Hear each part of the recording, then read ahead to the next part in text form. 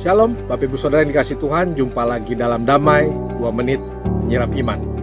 Dalam kekristenan tidak ada istilah suami takut istri. Yang ada adalah suami menghormati istri, suami menghormati institusi pernikahan.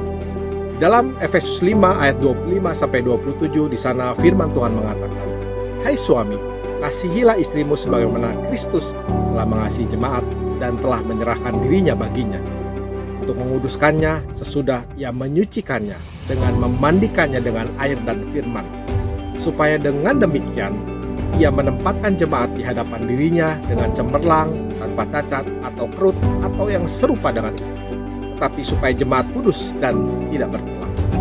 Bapak Ibu Saudara yang dikasih Tuhan, zaman di mana jemaat Efesus hidup adalah zaman yang sangat meninggikan kedudukan laki-laki. Akibatnya para suami bebas bertindak sewenang-wenang terhadap istri, karena tidak ada hukum yang akan menjeratnya. Akan tetapi kita sebagai keluarga Kristen tidak menganut sistem ini, karena sangat bertentangan dengan prinsip-prinsip kebenaran yang kita yakini.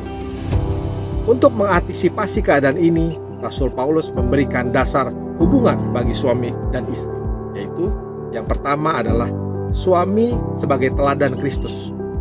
Sangat tidak elok jika seorang suami menganggap istri tak ubahnya seperti pembantu, diperlakukan semena-mena, apalagi sampai menggunakan kekerasan verbal atau kekerasan fisik.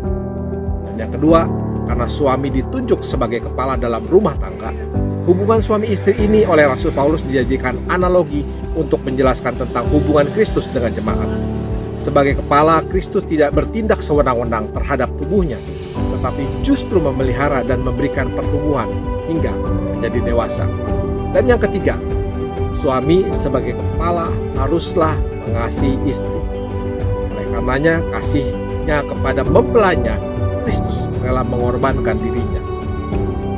Dari penjelasan ini kita menemukan hal menarik, yaitu bahwa Paulus tidak berbicara masalah otoritas atau kekuasaan, tetapi berbicara tentang cinta kasih suami terhadap istri. Paulus tetap mengarahkan para suami untuk menjadikan salib Kristus sebagai patokan untuk bertindak.